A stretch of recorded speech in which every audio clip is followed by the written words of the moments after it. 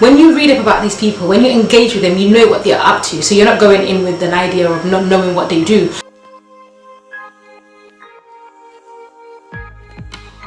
Hi guys, and welcome back to my channel. Thank you for all those who have subscribed and will subscribe after this video. I'm coming back to you today with a video on how I stay commercially aware. I know some of you have received your results for your A-levels and are going to university of your choice. Congratulations. If you didn't get the results that you wanted, just don't give up and know that God has better plans for you. This is a redirection of your plan. If you're going into the world of work, congratulations on getting your first job or your second job. I wish you all the best in what everyone is doing. But regardless of what you do have to be commercially aware of the industry or business you're working in. Hence why I thought it might be a great idea to come back to you on how I stay commercially aware. Commercial awareness is understanding how your industry or business works, how it's working in the world, and how changes that are happening globally would affect you as an individual. I mean, with things like Brexit, this is a more important time for us to be commercially aware about what we're doing and how it's going to impact the world, on what the changes in the world would impact us. I have 3 ways that I stay commercially aware that I thought I would share with you. And if you want to know how I do that, please keep watching. So one way that I stay commercially aware is by reading. Read anything and anything about your industry. Know what's going on about your industry, both where you are in your vicinity as well as globally. You need to know, you need to stay on top of what's going on in your industry. There are various ways you can do this. I mean, for my industry, which is the chartered secretarial industry, we do have a governance and compliance magazine which is sent to us if you're a student or member of the institute. It is sent to you every 3 months, if I'm not mistaken. Don't quote me on that, but I think that's how they send it to us. So you get to know what's going on with your industry, the changes, things that you can do or implement within your company, various ways that you can build up your professional self, and so many different things that you can do. You can also read the newspapers and what's going on in other industries that's similar, or your competitors, similar industries that you work for. It's always good to always stay on top of things like that. So it's always good to read. If you are just starting out at university, make sure that you are familiar with the industry that you want to go into. What courses will be best for you to take depending on changes that are happening. It's always good. If someone had told me this like way back, I would have definitely listened. So I would definitely advise that you read. Tip number 2 on how I stay commercially aware is engaging and networking. In our present day, engaging is more easier than ever. You can literally do it at the tap of a button.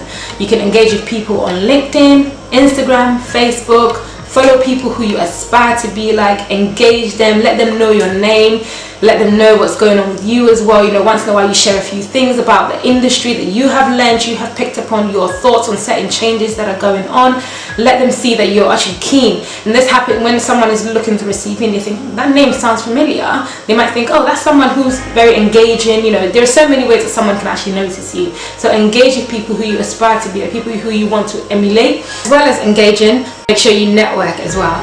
You can do this by attending events, meeting people at these events. Make sure that you're open. When you read up about these people, when you engage with them, you know what they're up to. So you're not going in with an idea of not knowing what they do. You know what they're up to. So this is your time to sort of, what you've read, how you've engaged with them, you come to them with that. You show your knowledge in that area, show your keenness, your enthusiasm. Things like this all work for your good, really, because people see you and think, she is keen about this. He knows what he wants to do. Let's give him a shot. Let's do this. These are all ways. You never know when somebody would spot you. So make sure you network. You ask them questions about the industry.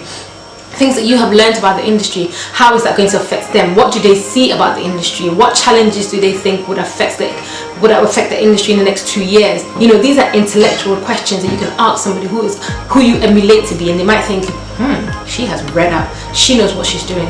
So definitely my top 2 tip is make sure you engage and you network. My final tip, my third tip, is getting experience or insights in the industry or sector that you want to go into. This is for anybody who is just starting uni or is in university looking for a placement, looking for a job. If you're just coming out of uni, even if you're already in the working world, you still need to get experience. You need to tap into areas that you haven't already got experience in. In my industry, working in-house and working in professional services, which I'll do another video on, it's two different things, and working in 2 different firms or companies it varies. Working in ABC Limited, you do things a certain way. Working in BCD Limited, work in a separate way. So you always have to try and make sure that you get experience. When you get experience in these areas, you're tapping into that commercial awareness. You're able to know what goes on in that area. For instance, in one company, the way you file confirmation statements is completely different to how another company files confirmation statement. Again, that is experience. How you did this in this company is something that you can bring to another company to show that you are learning, you are picking up on all the experiences that you are tapping into and bringing out the best that can work, or the procedure that can work in another organization. These are my top 3 ways. There are other various ways you can actually build upon your commercial awareness, but I think these are 3 simple ways that you can do this. And thank you so much for watching and for tuning in. Please like, share, thumbs up, comment. Please let me know what videos you want to see, and I'll be back with more great stuff for you guys. Thank you. Bye.